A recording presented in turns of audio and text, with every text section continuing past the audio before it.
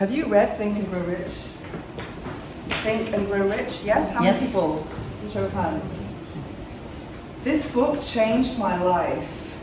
I read it for the first time in 2019.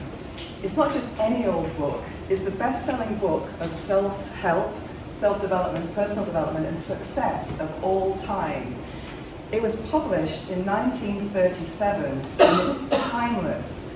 All of the information in this book is still relevant today. It's about the mindset of success. It's written by Napoleon Hill. You know Napoleon Hill? Have you read any of his other books? Okay.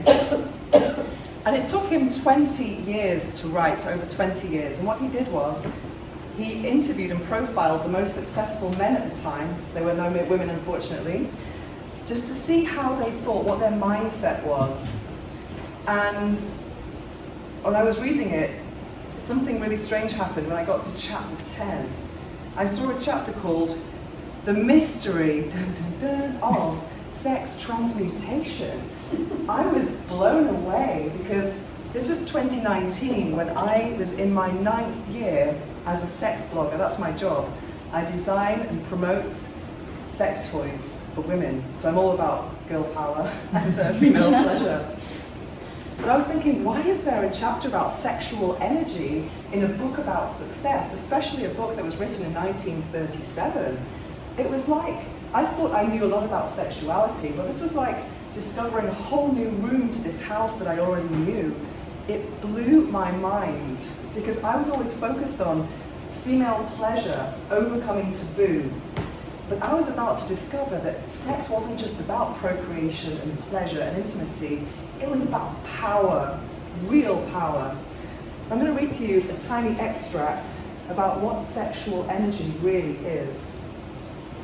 Sex energy is the creative energy of all genii.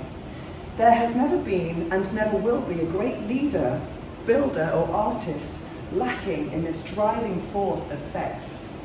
The mere possession of this energy is not sufficient to produce a genius. The energy must be transmuted from desire for physical contact into some other form of action before it will lift one to the status of a genius. Far from becoming genii, because of the great sex desires, the majority of men lower themselves through misunderstanding and misuse of this great force to the status of lower animals. When I think about the status of lower animals and the misuse of sexuality, I think about porn, I think about promiscuity and Tinder, things like that. Those are the McDonald's of sexuality. Real sexual power is not just about how you express your sexuality. Transmutation is about withholding that desire and channeling it towards another goal in life. In simple terms, it means, let's imagine you are horny one day. Instead of indulging in masturbation or sex, you might use that energy through breath or transmute it through your breath, your thoughts, or meditation, and then indulge in a different activity such as working out or writing, whatever it is you want to accomplish in life. And also sexual energy is your charisma, your magnetism, the way you walk, the way you speak, and it's in your handshake. That's something I've been guilty about, because I'm not very good at handshaking, because I'm a bit of a germaphobe. Anyway, that was the first thing I learned about Think and Grow Rich. The second thing I learned was that reading was so powerful, because I hadn't read a book for 5 years, because in that time I was writing for El País and different Spanish media outlets. I was very focused on my own writing. I did not want to be I didn't want interference from other authors. But I thought, if this book is powerful enough to change my life, imagine how many other books there are. So in the pandemic, I read 30 books, all in the topics of personal development, spirituality, self-help, and sacred sexuality. And the third thing I learned from this book was that reading is not enough. What is really important is what you do when you close the book, how you apply those lessons to your life.